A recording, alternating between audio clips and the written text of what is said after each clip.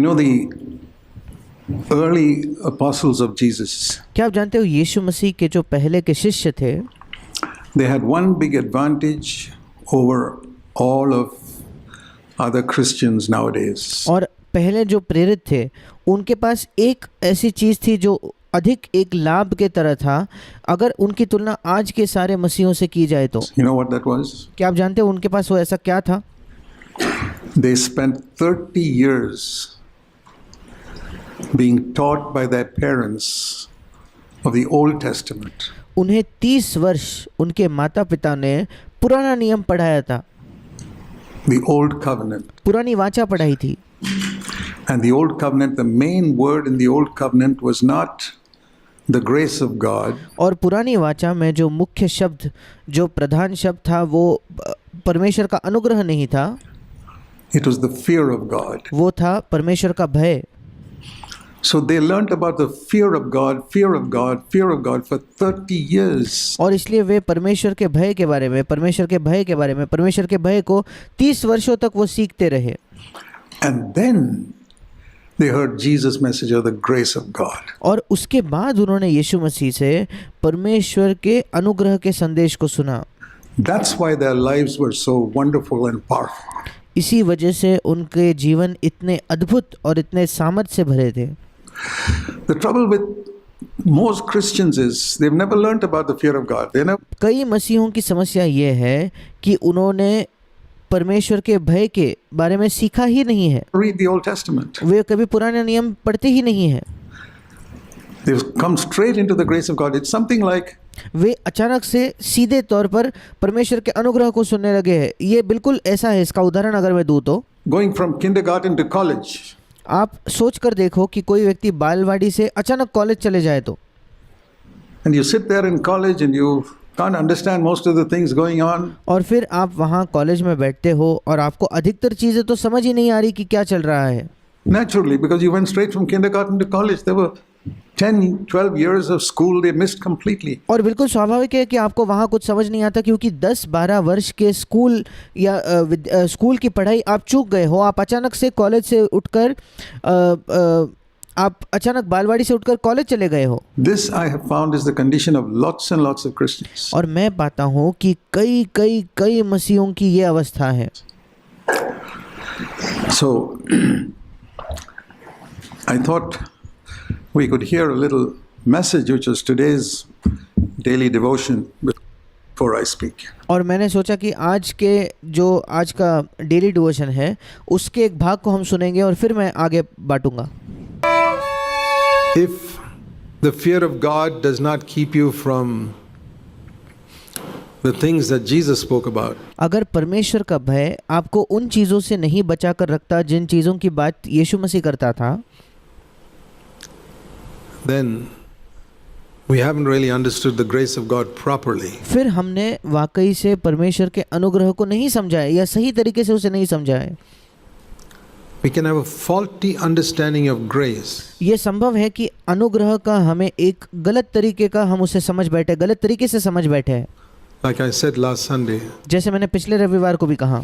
And part of the reason is because we didn't begin with the fear of God. Like I said, we और उसका कारण ये है कि क्योंकि हमने परमेश्वर के भय से शुरू नहीं किया था। jumped straight to college और जैसे मैंने कहा, हम अचानक कॉलेज में कूद कर आगे बढ़ गए हैं without learning the alphabet. The हमने अब तक अक्षरों को नहीं सीखा। alphabet is the ABC of wisdom is the fear of the Lord. और परमेश्वर की बुद्धि का जो अक्षर है, ABC है, वो है परमेश्वर का भय। We need to understand this very clearly. हमें ये बहुत साफ तौर पर समझने की ज़रूरत है। Most of us have gone to college without going through school. हम में से अधिकतर जो है वो स्कूल गए बिना ही अचानक से कॉलेज में जाने लगे हैं। Whereas the one who went through school has got an advantage. पर जो व्यक्ति स्कूल से होकर जाता है उसके पास एक फ़ायदा है। So now we have joined college, we heard about the grace of God, then we got to start learning the alphabet all over again. और अब जब हम कॉलेज में जा चुके हैं और तो हमें फिर एक बार उन अक्षरों को ABCD को सीखने की आवश्यकता है। Say, Lord, I'm sorry you got into college and learned about the grace of God and we haven't learned the ABC. और हमें प्रभु से कहना होगा, प्रभु मुझे माफ़ कर दो, मैं कॉलेज में तो आ गया पर अभी तक मैं परमेश्वर के भय को नहीं सीखा हूँ, मतलब ABCD नहीं सीखा हूँ। I'll give you an example मैं इसका एक उदाहरण आपको देता हूँ, of how God taught the fear of God to people कैसे परमेश्वर ने परमेश्वर के भय को इसराइलियों को सिखाया in the Old Testament. पुराने नियम में। Turn with me to Deuteronomy. मेरे साथ निकालिए व्यवस्था विवरण। There are many commandments in Deuteronomy. व्यवस्था विवरण में कई आज्ञाएं हैं। Turn with me to Deuteronomy 21. I'll give you one example. मेरे साथ निकालिए व्यवस्था विवरण उसका 21 अध्याय में। आपको एक उदाहरण देता हूँ And you'll see how serious it was to sin in the Old Testament. और आप देखोगे कि पुराने नियम में पाप करना कितनी गंभीर बात थी। We say Jesus is higher than Moses. हम कहते हैं यीशु मसीह मूसा से ज़्यादा ऊंचा है। Moses brought the law. मूसा ने व्यवस्था लाई, Jesus brought grace. यीशु ने अनुग्रह लाया। So who should be living a holier life? अब कौन है जिसे ज़्यादा पवित्र जीवन जीना चाहिए? Those under the law वो लोग जो व्यवस्था के अधीन थे or those under grace? या जो अनुग्रह के अधीन है? If those under grace live at a lower level than those under law, then we have to say Moses is superior to Jesus. अगर जो लोग जो लोग अनुग्रह के अधीन हैं वो मूसा के व्यवस्था के अधीन रहने वाले लोगों से भी बदतर जीवन जी रहे हैं या निचले स्तर का जीवन जी रहे हैं, तो हमें यही कहना होगा कि मूसा यीशु मसीह से ज़्यादा अधिक श्रेष्ठ था। Because God is holy क्योंकि परमेश्वर तो पवित्र है and He wants His children to be holy. और परमेश्वर चाहता है कि उसके बच्चे पवित्र हो। And if Moses could make people holier than Jesus, then Moses is higher than Jesus. और इसलिए अगर मूसा लोगों को यीशु से ज़्यादा पवित्र बना सकता है, फिर मूसा यीशु से ऊंचे स्थान पर है। And that is why I say many Christians have seen a false Jesus. और इसी वजह से मैं कहता हूँ कि कई मसीहों ने एक झूठा यीशु या झूठा मसीह देखा है। Preachers have proclaimed a false Jesus प्रचारकों ने भी एक झूठे यीशु का प्रचार किया है who allows you to live in sin. जो आपको पाप में जीने देता है। And it doesn't matter, you keep on sinning. और कोई फर्क नहीं पड़ता कि आप पाप करते रहो, My blood is there to cleanse you. क्योंकि मेरा लहू है तुम्हें शुद्ध करने के लिए। But think if you grew up like this. Think if you grew up in a Jewish congregation. पर अभी आप सोचकर देखिए, अगर आपका इस प्रकार से आप बड़े हुए हो, किसी यहूदी झुंड में आप बड़े हुए हो, तो Village किसी गांव में, यहूदी गांव में आप बड़े होते हो where the law was imposed और जहां व्यवस्था को लागू किया गया है and the command was for children honor your father and mother. और बच्चों को एक आज्ञा दी गई थी कि अपने माता पिता का आदर करो, that you may live long on the earth, कि तुम इस पृथ्वी पर एक लंबी आयु जी पाओ, that it may go well with you. ताकि तुम्हारे साथ अच्छा हो, भला हो। Something which Christian parents don't really, most Christian parents don't teach their parents. और ये ऐसा कुछ है जो अधिकतर मसीही माता पिता अपने बच्चों को नहीं सिखाते। That's why you have a bunch of disrespectful children growing up. और इसलिए हमारे पास एक ऐसे अनादर माता पिता का आदर न करने वाली एक पीढ़ी बड़ी हो रही है Even among Christians. मसीहों के बीच। Listen to this now. अब इसे ध्यान से सुने। Deuteronomy 21, व्यवस्था विवरण उसका 21 अध्याय verse 18. उसका 18 वचन।